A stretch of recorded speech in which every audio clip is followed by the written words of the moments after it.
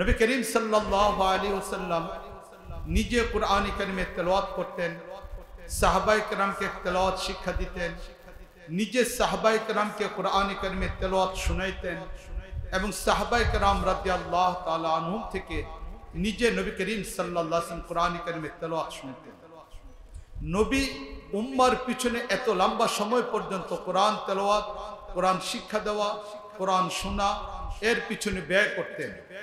কিন্তু নবী করিম সাল্লাল্লাহু আলাইহি ওয়াসাল্লামের পরিবার যেন কোরআন শিক্ষা থেকে বঞ্চিত না হয়ে যায়, এই জন্য নবী করিম সাল্লাল্লাহু আলাইহি ওয়াসাল্লাম তার পরিবারের মানুষদের জন্য সাহাবাদের মধ্য থেকে একজন সাহাবীকে নিয়োগ করেছিলেন, যিনি নবীর পরিবারকে কুরআনুল কারীম শিক্ষা দিতেন। তিনি হলেন উকবা ইবনে আমির আল জুহনি রাদিয়াল্লাহু তাআলা, যাকে বলা হয় মুআল্লিমু আহলে বাইতে রাসূলুল্লাহ। নবী করিম সাল্লাল্লাহু আলাইহি ওয়াসাল্লামের পরিবারকে যিনি কোরআন কারীম শিক্ষা দিতেন। আম্মা জান আয়েশা রাদিয়াল্লাহু তাআলা আনহা উম্মতের ভিতরে সর্বপ্রথম হাফেজা, আম্মা জান হাফসা রাদিয়াল্লাহু তাআলা আনহা উম্মতের মাঝে দ্বিতীয় নম্বর কোরআন কারীমের হাফেজা। তারা সবাই কোরআন কারীমের হাফেজ হয়েছিলেন হযরত উকবা ইবনে আমির আল জুহনি রাদিয়াল্লাহু তাআলা আনহুর কাছে কোরআন কারীমের তেলাওয়াত করতেন। যেহেতু তিনি মুআল্লিমু আহলে বাইতে রাসূলুল্লাহ, নবী করিম সাল্লাল্লাহু আলাইহি ওয়াসাল্লামের পরিবারের মানুষ ছিলেন, শিক্ষক ছিলেন, এই জন্য ওনার তেলাওয়াত ছিল চমৎকার। তিনি কোরআন কারীমের তেলাওয়াতের পিছনে গোটা জীবন কাটিয়ে দিলেন। 636 খ্রিস্টাব্দে যখন ফিলিস্তিন মুসলমানদের অধীনে চলে আসে এবং ফিলিস্তিনে বসবাসকারী ইহুদিদের সাথে যখন চুক্তি হতে যাচ্ছে, ফিলিস্তিনের বিজয়ের সে ঐতিহাসিক চুক্তি, সেখানে হযরত উমর ফারুক রাদিয়াল্লাহু তাআলা আনহু অনেক সাহাবায়ে কেরামকে যাওয়ার নির্দেশ দিয়েছিলেন। হযরত মুয়াবিয়া রাদিয়াল্লাহু তাআলা আনহু গিয়েছিলেন, হযরত আব্দুর রহমান ইবনে আউফ রাদিয়াল্লাহু তাআলা গিয়েছিলেন, হযরত আমির ইবনে আস রাদিয়াল্লাহু তাআলা গিয়েছিলেন। এর পাশাপাশি হযরত উমর ফারুক রাদিয়াল্লাহু তাআলা আনহু হযরত উকবা ইবনে আমির আল জুহনি রাদিয়াল্লাহু তাআলা আনহুকে সেখানে যাওয়ার নির্দেশ দেন। মুআল্লিমু আহলে বাইতে রাসূলুল্লাহ, নবীর পরিবারের যে মানুষটা শিক্ষক হিসেবে নবীর পরিবারের মানুষদেরকে কোরআন কারীম শিখাইতেন, তার মন চাচ্ছিল না মদিনার সেই স্মৃতিগুলো যেখানে নবী করিম সাল্লাল্লাহু আলাইহি ওয়াসাল্লামের স্মৃতি বিজড়িত আছে সেটাকে রেখে ভিন্ন কোথাও যাক, এটা তিনি চাচ্ছিলেন না। শেষ পর্যন্ত হযরত উমর ফারুক রাদিয়াল্লাহু তাআলার নির্দেশে তিনি সেখানে যান। যাওয়ার পরে 636 খ্রিস্টাব্দে ফিলিস্তিন যখন মুসলমানদের অধীনে চলে আসে, তখন হযরত উমর রাদিয়াল্লাহু তাআলা আনহু আফ্রিকা অঞ্চলে ইসলামের প্রচার প্রসারের জন্য পাঠায় দেন হযরত আমির ইবনে আস রাদিয়াল্লাহু তাআলা আনহুকে সেনাপতি বানিয়ে তার সঙ্গী হিসেবে পাঠিয়ে দেন উকবা ইবনে আমির আল জুহনি রাদিয়াল্লাহু তাআলা। এবার হযরত উকবা ইবনে আমির আল জুহনি রাদিয়াল্লাহু তাআলা আনহু তিনি প্রধান সেনাপতি হযরত আমির ইবনে আস রাদিয়াল্লাহু তাআলা আনহুর সাথে মিশরে চলে যান, আফ্রিকার অঞ্চলে চলে যান। সেখানে ইসলামের প্রচারে কাজ করতে করতে 641-এ ওনারা মিশরে আসেন। মিশরে আসার পরেই সেখানে আমির ইবনে আস রাদিয়াল্লাহু তাআলা থেকে যান। আর রাসূল করিম সাল্লাল্লাহু আলাইহি ওয়াসাল্লামের পরিবারের শিক্ষক উকবা ইবনে আমির আল জুহনি রাদিয়াল্লাহু তাআলা আনহু তিনিও মিশরে থেকে যান।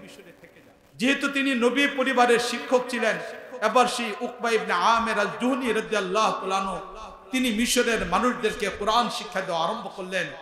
এই জন্য ইতিহাস এই কথা বলে, যদিও কোরআন সেই হেরা গুহায়, মক্কা নগরীতে, মদিনাতে নবী করিম সাল্লাল্লাহু আলাইহি ওয়াসাল্লামের নবুয়তের 23 বছরে নাজিল হয়েছিল, কিন্তু এই কোরআন কারীমের তেলাওয়াত শিখেছে, কোরআন কারীম সুন্দর করে তেলাওয়াত এটা মিশরের মানুষ করেছে উকবা ইবনে আমির আল জুহনি রাদিয়াল্লাহু তাআলা আনহু। ওনার বরকতে মিশরের আজও পর্যন্ত কোরআন কারীমের এত ব্যাপক চর্চা রয়েছে যেটা অকল্পনীয়। আমাদের দেশে কোরআন কারীমের চর্চার আলাদা মাহফিল হয় না। আমাদের দেশগুলোতে মসজিদগুলোতে কোরআন তেলাওয়াতের এত ব্যাপকতা হয় না, কিন্তু মিশরের প্রতিটা মসজিদের ভিতরে নামাজের পূর্বে কখনো আধা ঘন্টা, কখনো 1 ঘন্টা কোরআন কারীমের তেলাওয়াত চলতে থাকে। আমাদের দেশগুলোতে শুক্রবার দিন খতিব সাহেব বয়ান করেন লম্বা সময় পর্যন্ত। মিশরে প্রতিটা মসজিদের ভিতরে লম্বা সময় পর্যন্ত কোরআন কারীমের তেলাওয়াত করেন। মিশর বিজেতা হযরত আমির ইবনে আস রাদিয়াল্লাহু তাআলা আনহু যখন আফ্রিকাতে সর্বপ্রথম মসজিদ তৈরি করলেন, মিশরে সে মসজিদ অবস্থিত, যে মসজিদের নাম হলো মসজিদে আমির ইবনে আস, সেখানে প্রতিটা দিন নিয়মিতভাবে 1 থেকে 1.5 ঘন্টা নামাজের পূর্বে কোরআন কারীমের তেলাওয়াত চলতে থাকে। এই যে উকবা ইবনে আমির আল জুহনি রাদিয়াল্লাহু তাআলা বরকত আল্লাহ রাব্বুল আলামিন এই জায়গায় দিয়েছিলেন, সেই সুন্দর কোরআন কারীমের তেলাওয়াত আমাদের সামনে করেছেন আমাদের ময়মনসিংহের গৌরব হযরত মাওলানা কারি আবু মুসা সাহেব হাফিজাহুল্লাহ। আল্লাহ রাব্বুল আলামিন ওনার কণ্ঠতে বরকত দান করুন। বাস্তবিক পক্ষে যেন আমরা কোরআন কারীমের আশিক হতে পারি, বরং কোরআন কারীমের সাথে যেন আমাদের সম্পর্কটা সুন্দর হয়, এবং কোরআন কারীমের সাথে যেন আমাদের উঠা বসা চলা সবটা তো আল্লাহ রাব্বুল আলামিন তৌফিক দান করেন, আমিন। মুআজ্জাজ হাজিরিন, আমি আপনাদের সামনে কোরআন কারীমের ছোট্ট একটা আয়াতের অংশ বিশেষ তেলাওয়াত করেছি, আর রাসূল করিম সাল্লাল্লাহু আলাইহি ওয়াসাল্লামের একটা হাদিসের অংশ বিশেষ আমি আপনাদের সামনে পড়েছি।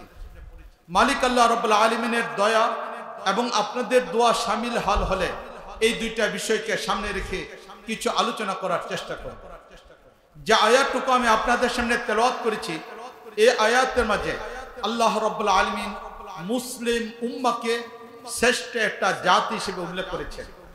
কোরআন কারীমের ভাষায় মালিক আল্লাহ রাব্বুল আলামিন উল্লেখ করেছেন, কুনতুম খায়রা উম্মাহ, তোমরা পৃথিবীর বুকে সবচেয়ে শ্রেষ্ঠ একটা জাতি। উম্মাহ একটা আরবি শব্দ।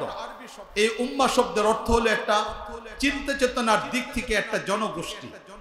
যে কোনো চিন্তা চেতনার উপরে একটা জনগোষ্ঠী গড়ে ওঠে, সেই চিন্তা চেতনার মানুষদেরকে আরবিতে উম্মাহ হিসেবে উল্লেখ করা হয়। এই হিসেবে কোরআন কারীমে বিভিন্ন জায়গা বিভিন্ন চিন্তা চেতনার জনগোষ্ঠীকে উম্মাহ হিসেবে উল্লেখ করা হয়েছে। কোরআনের যে আয়াতটুকু আমি আপনাদের সামনে তেলাওয়াত করেছি, এই আয়াতের মাঝে মালিক আল্লাহ রাব্বুল আলামিন মুসলিম উম্মাহকে চিন্তা চেতনার দিক থেকে এক হওয়ার কারণে খায়রে উম্মাহ হিসেবে উল্লেখ করেছে। মুসলিম উম্মার মূল চেতনা কি? মুসলিম উম্মার মূল চেতনা হলো নবী করিম সাল্লাল্লাহু আলাইহি ওয়াসাল্লাম নবুয়তের 23 বছরে যে ফিকিরের মাধ্যমে মুসলিম উম্মাহকে তৈরি করেছিলেন, সেটাই হলো মুসলিম উম্মার চিন্তা চেতনা। ঠিক না বলেন? এটা নবী করিম সাল্লাল্লাহু আলাইহি ওয়াসাল্লাম মুসলিম উম্মাহকে তৈরি করেছিলেন। বিষয়টাকে যদি আরো বিস্তারিতভাবে আলোচনা করতে চাই, তাহলে বলতে হবে কোরআন কারীম যেখানে মালিক আল্লাহ রাব্বুল আলামিন 114টা সূরা নাযিল করেছেন, সেই 114টা সূরার মধ্য থেকে যখন নবী করিম সাল্লাল্লাহু আলাইহি ওয়াসাল্লাম মক্কাতুল মুকাররমায় ছিলেন, তখন মালিক আল্লাহ রাব্বুল আলামিন নবী করিম সাল্লাল্লাহু আলাইহি ওয়াসাল্লামের উপরে কোরআন কারীমের 114টা সূরার মধ্য থেকে 86টা সূরাকে নাযিল করেছিলেন। তাহলে মক্কাতুল মুকাররমায় সর্বমোট আল্লাহ রাব্বুল আলামিন 86টা সূরাকে নাযিল করলেন। এই 86টা সূরাকে যদি আমরা সামনে রাখি, তাহলে এই জায়গায় দেখতে পাবো এই সূরাগুলোর মূল বস্তু হলো তাওহীদ, রিসালাত, আখিরাত। এই তিনটা হলো মূল একটা বস্তু। এই সূরাগুলোর মধ্যে আল্লাহ রাব্বুল আলামিন ব্যাপকভাবে তাওহীদের আলোচনা করেছেন। এই সূরাগুলোর মধ্যে মালিক আল্লাহ রাব্বুল আলামিন রাসূল করিম সাল্লাল্লাহু আলাইহি ওয়াসাল্লামের রিসালাতের আলোচনা করেছেন। এই সূরাগুলোর মধ্যে আল্লাহ রাব্বুল আলামিন রাসূল করিম সাল্লাল্লাহু আলাইহি ওয়াসাল্লামের রিসালাতের আলোচনা, তাওহীদের আলোচনার পাশাপাশি আখিরাতের আলোচনা করেছেন। তাই মুসলিম উম্মাহ বলতে সেই জাতিকে বোঝানো হয় যে জাতি তাওহীদের বিশ্বাসে বিশ্বাসী হবে, যে জাতি রিসালাতের বিশ্বাসে বিশ্বাসী হবে, যে জাতি আখিরাতের ভয়ে প্রকম্পিত হবে, এমন একটা চিন্তা চেতনার অধিকারী সেই জাতিকে মুসলিম উম্মাহ হিসেবে উল্লেখ করা হয়। নবী করিম সাল্লাল্লাহু আলাইহি ওয়াসাল্লাম এই উম্মাহটাকে তিলে তিলে নবুয়তের 23 বছরে তৈরি করেছিলেন।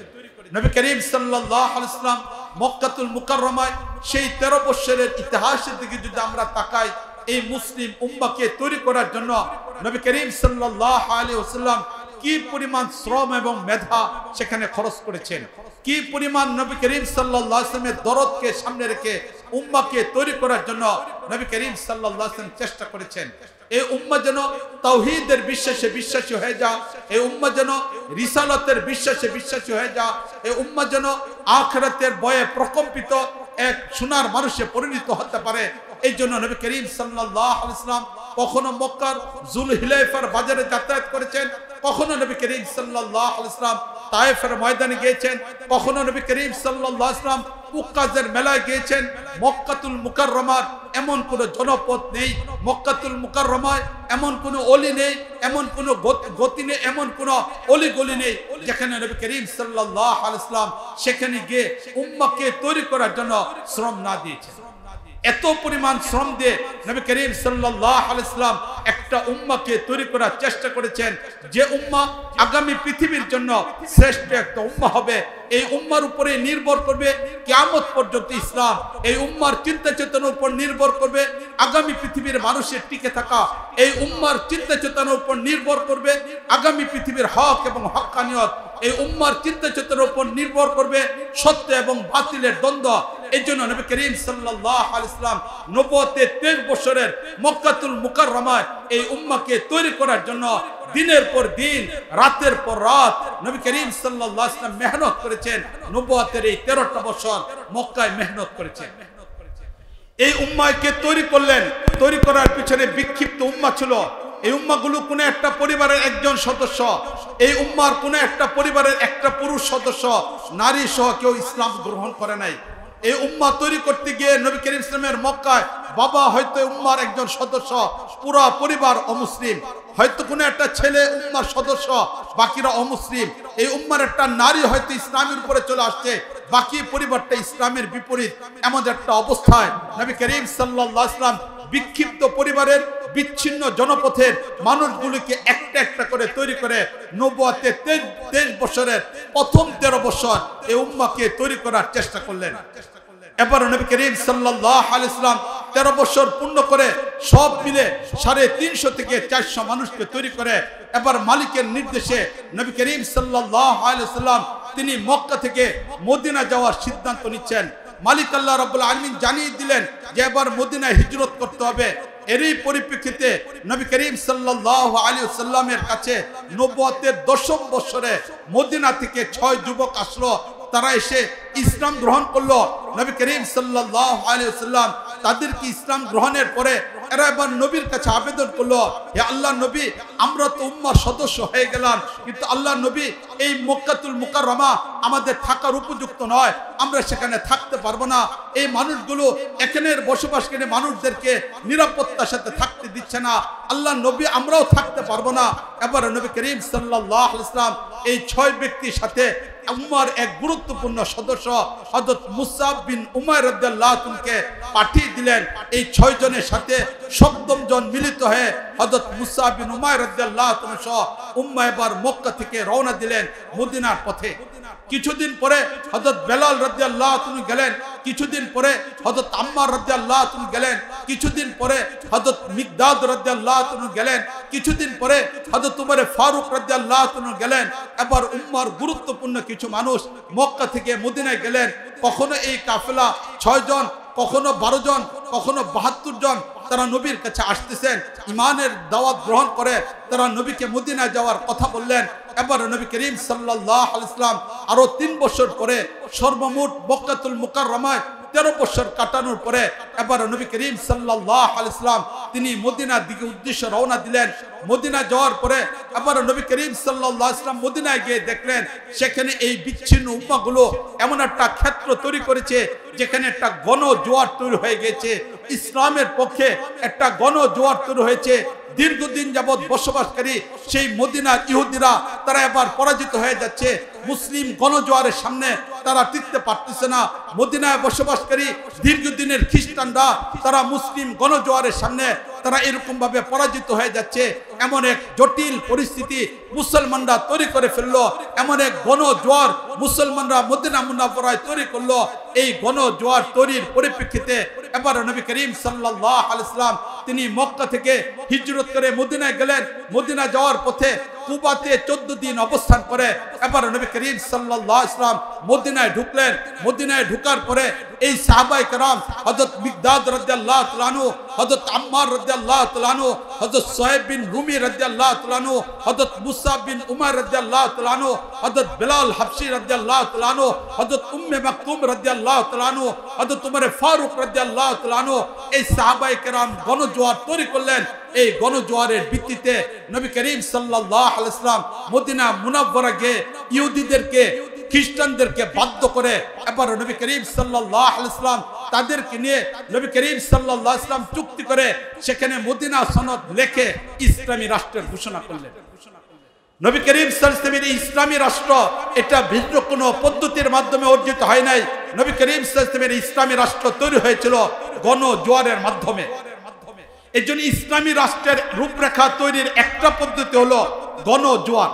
পৃথিবীর বুকে বিভিন্ন সময় গণজোয়ার তৈরি হয় এবং এই গণজোয়ারের মাধ্যমে ইসলামী খেলাফত তৈরি হয় অথবা ভিন্ন কোনো রাষ্ট্র তৈরি হয়। পৃথিবীর ইতিহাসের লম্বা একটা ইতিহাস এখানে রয়েছে। কোন কোন জায়গায় গণ বিপ্লব হয়েছে, সেগুলোর কারণে রাষ্ট্র তৈরি হয়েছে। এই আলোচনার দিকে আমি যাচ্ছি না।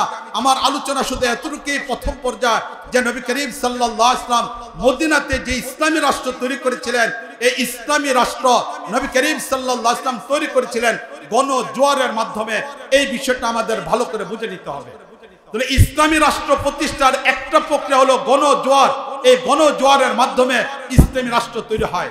মুআজ্জাজ হাজরিন, 2024 আমরা দেখেছিলাম ছাত্রদের মাধ্যমে একটা গণজোয়ার তৈরি হয়েছিল। এই গণজোয়ারের মাধ্যমে একটা সরকার পরিবর্তন হয়েছে, ঠিক না বলেন? এটা দীর্ঘদিন পর্যন্ত যাদের বিপক্ষে কথা বলা যায় নাই, দীর্ঘদিন পর্যন্ত যারা মাহফিলে কথা বলা থেকে বন্ধ করে দিয়েছিল, মসজিদের ইমামের খতিবের সে আলোচনাকে বন্ধ করে দিয়েছিল, মাহফিলে বক্তাদের আলোচনাকে বন্ধ করে দিয়েছিল, যাদের কারণে মসজিদ মাদ্রাসা নিরাপদ ছিল না। বাংলাদেশের 71 থেকে নিয়ে শুরু করে 2024-এর আগ পর্যন্ত এত বেশি পরিমাণ উলামায়ে কেরামের জেলখানায় যেতে হয় নাই, এত বেশি পরিমাণ উলামায়ে কেরামের নির্যাতনের শিকার হতে হয় নাই। বিগত সরকারের সময় যে পরিমাণ হয়েছিল, যে সরকার কল্পনাও করতে পারে নাই প্রতিদিন তাদের ক্ষমতা শেষ হয়ে যাবে, যারা গর্ব করে বলতো মৃত্যু পর্যন্ত যাদের ক্ষমতা টিকে থাকবে।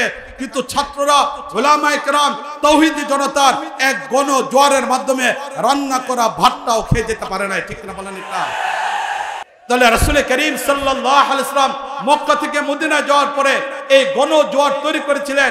এই গণজোয়ারের মাধ্যমে নবী করিম সাল্লাল্লাহু আলাইহি ওয়াসাল্লাম সেখানে ইসলামী রাষ্ট্র ব্যবস্থা তৈরি করলেন। এই রাষ্ট্র ব্যবস্থা তৈরি হওয়ার পরে এবার বিক্ষিপ্ত পরিবারের মানুষগুলো একের পর এক ইসলামী রাষ্ট্রে আসা আরম্ভ করলো।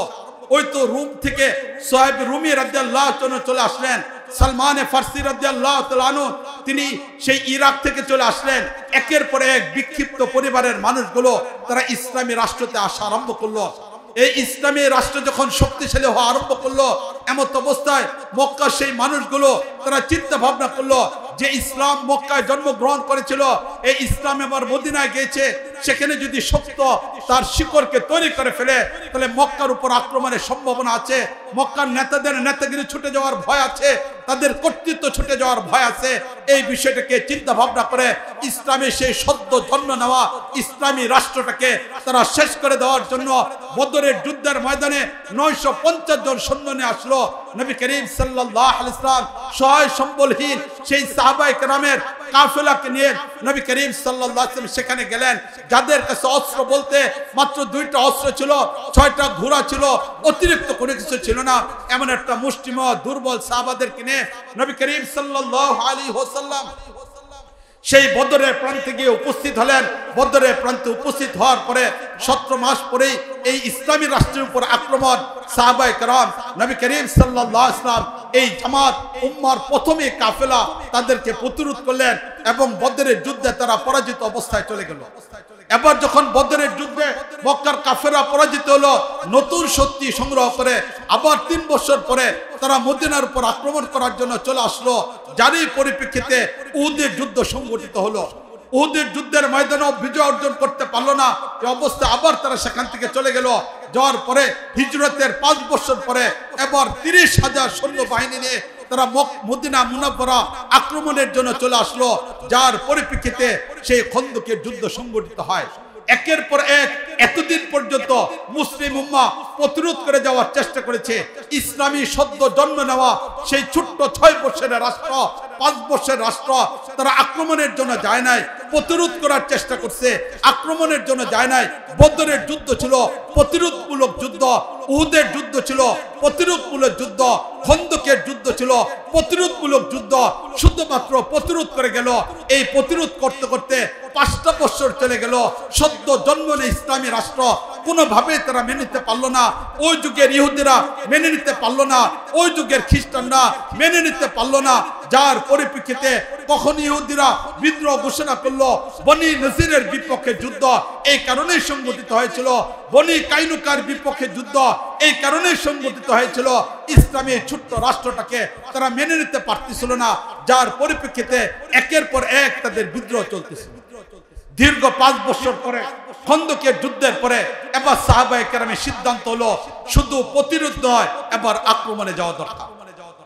মুআজ্জাদ হাজরিন, শাইখুল মাহমুদ হাসান দেওবন্দি রাহিমাহুল্লাহ, যিনি দারুল উলুম দেওবন্দের প্রথম ছাত্র ছিলেন, যিনি দারুল উলুম দেওবন্দের প্রথম ছাত্র ছিলেন, যার উপর ভিত্তি করে ভারতের আজাদ আন্দোলনের নতুন রূপরেখা তৈরি হয়েছিল, সেই শাইখুল মাহমুদ হাসান দেওবন্দি রাহিমাহুল্লাহর ঐতিহাসিক একটা উক্তি রয়েছে, কোন জাতি শুধুমাত্র প্রতিরোধমূলক ব্যবস্থার দ্বারা টিকে থাকতে পারে না যতক্ষণ পর্যন্ত আক্রমণাত্মক পদক্ষেপ গ্রহণ না করে।